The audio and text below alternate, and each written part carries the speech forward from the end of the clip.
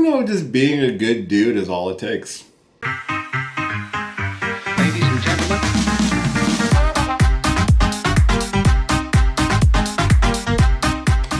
Hey, what's going on, everybody? Welcome back to the channel, and welcome if you happen to be new here. Today's review, we are finally taking a look at Superman. I'm a week late, but I did get to go see it, and I want to talk about it. This is, of course, the rebooted and the first of the DC universe, helmed and directed by James Gunn. It stars David Corenswet as Superman, Rachel Brosnahan as Lois Lane, Nicholas Hoult as Lex Luthor, and a cast of other characters who, honestly, did one hell of a good job. Of course, we know who the Man of Steel is, unless you've been living under a rock, or if you are somebody from Fox News, apparently, who don't know that Superman is, of course, from the planet Krypton. He was sent to Earth as a baby and decided with his immense power to do good. He is, of course, raised by Ma and Pa Kent in Kansas and works at the Daily Bugle. Holy wrong universe. I'm so sorry. I can't believe you've done this. He, of course, works at the Daily Planet and does superhero stuff on the side. So one thing I'd heard going into it is that, like, oh, they nailed Superman. And I will say this, they absolutely nailed Superman. David Corenswet, I was not familiar with a lot of what he did prior to taking on the role of the Man of Steel, but for sakes, he embodied the character oh so well in this movie.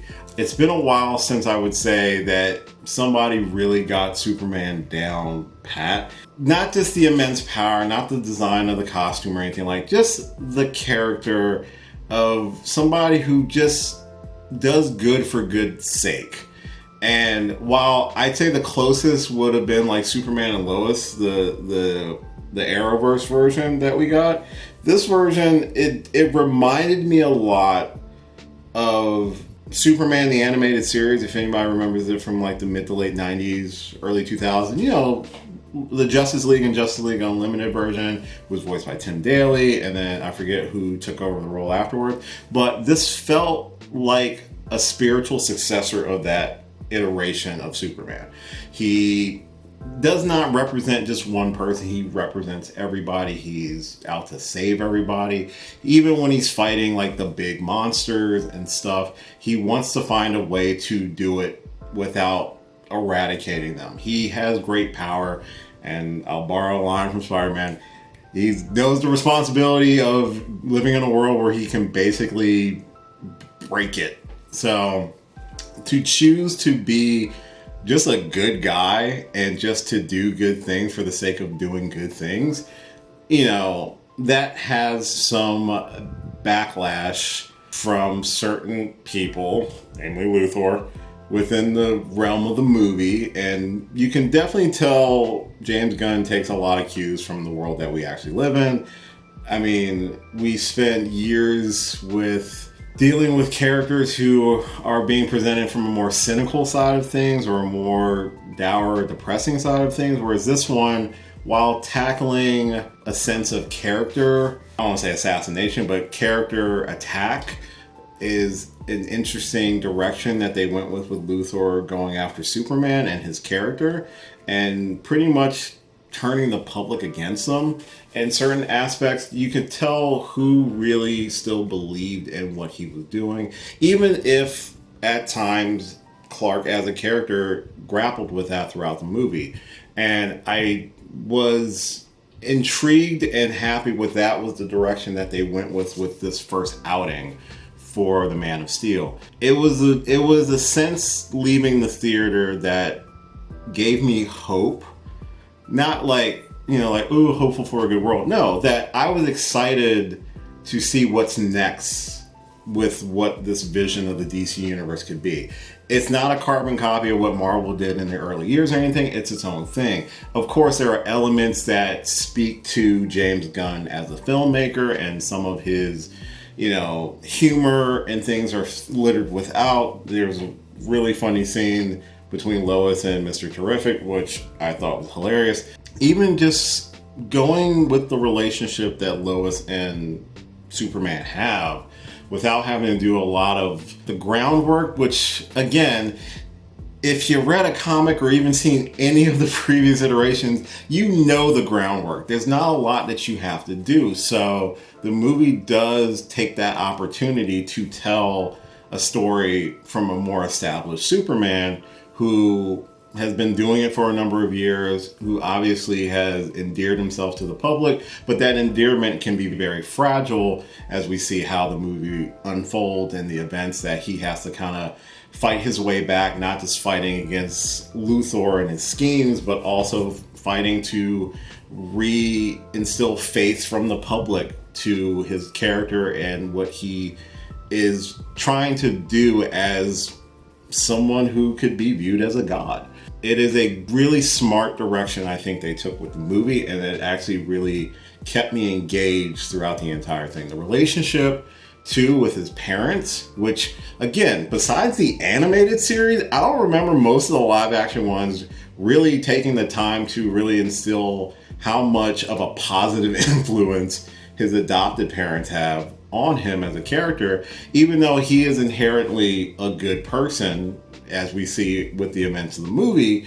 You know, his parents really, his earthly parents really did reinforce that positivity in him. It's one of the emotional beats that actually got me at a point in the movie where I teared up. I had an emotional reaction, and it was a really earnest reaction. Glad this movie was able to bring out of me, and I'm sure it brought it out of other people who have a strong connection with the character. The movie's supporting cast is really well done as too. You have I think he just called him the Justice Squad. That's what Guy Gardner was calling him in the movie. But you have Guy Gardner, Green Lantern, you have Hawkgirl, and you have Mr. Terrific, played by Eddie Gathegi.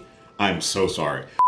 Mr. Terrific steals every scene he's in. It is such, as someone who, I will admit, I really do enjoy X-Men First Class, but there is a glaring problem with that movie, and it is the treatment of Darwin, who is a character portrayed by Eddie Gathegi in that movie. This was his redemption. You got to see him bring Mr. Terrific to a level that we have not got to see in any live action iteration of the character. He is intelligent, he's smart, he's funny, but also he can kick ass and make it look damn good without a lot of effort. Some of the best scenes are the interactions with him and Lois, or him with Superman, and I can see such a bright future for that character, and it makes me really happy that as a performer, Eddie gets a chance to really shine in a superhero role, since X-Men decided to just drop the ball with him. But I'm glad DC picked it up. This movie does a really good job establishing these characters. Of course, Nathan Fillion is just funny as Guy Gardner, and that's cool. I was surprised that was the version you went with. The bowl cut. Said it before, you know what? It works. I do like when he just has the buzz cut in the later iteration, but the bowl cut is classic, and I get it. The antagonist being Lex Luthor, it's classic. It makes total sense. This iteration of Lex is a little bit of a man baby, but I get it. I mean, he's still intelligent, but you can tell that intelligence is overshadowed by his emotional instability when it comes to Superman, which is an obsession that has happened throughout all iterations. But this one felt a little bit more over the top, but not in a bad way, but in a more, I'm surprised he just was like, F it, I'll blow the world up just to beat this guy. The action in the movie was great, but the action did kind of pale to the emotional journey that you go on with Superman, from it all being wrapped around his relationship or interpretation of his parents, both versions. So that being the core element of it is great. It still boggles my mind, just a lot of stuff boggles my mind with what the state of the world right now. The fact that I've seen discourse about how they focus on this being an immigrant story, which Superman's always, it's the core of his character. He wasn't from Earth, but he, grows up here. He He's adopted by a loving family, and this is his home. I mean, he is probably more human than most of the people in the movie. He has emotional moments, but he still, at his core, just wants to do good. And that's something that, out of a lot of the movie versions, outside of Christopher Reeve, it's kind of hard to see a lot of the movie versions really tapping into that the way that this movie does. And this movie does it in such a great way, especially nowadays when you really kind of need that level of positivity. Like the mid-2010s and stuff, it was always interesting, and that was like the thing of the time to really deconstruct some of these classic characters, because everybody, really wants to dissect it or challenge what was kind of the core of those characters for the longest time. And this felt like a return to just really embracing that hopefulness that the character embodies. It does make me excited to see what happens when he comes in contact with a Bruce Wayne, because now they would probably feel dramatically like different people. You can definitely see a real divide between if you get a more noir style Batman, kind of like what we got with Matt Reeves' version, and this hopeful, kind of dorky, smiling Boy Scout, So I'm looking forward to those interactions in the future. I mean, if they're doing Brave and the Bold, I think that's what the Batman one is called. So maybe we'll get a blend of both your Dark Knight, but you'll get your, not full Batman and Robin. You don't go full Batman and Robin, but something in between would be fun and work really well with what you've already established with these characters. There is a post-credit scene. It's nothing too crazy. There's a ton of cameos in it, a ton of characters that are introduced. Crypto is adorable, but so rough. But when you know who actually is Crypto's owner, technically, you kind of get it, and that's actually really exciting for when that person comes back in their movie. So overall, Superman was what I was hoping it was going to be. A definite statement of like, this is the direction we're going with. This is how we're starting. But also, it's good to just be a good guy. It's just nice to have that sort of level of hopefulness when it comes to starting off this new legacy in a brighter aspect.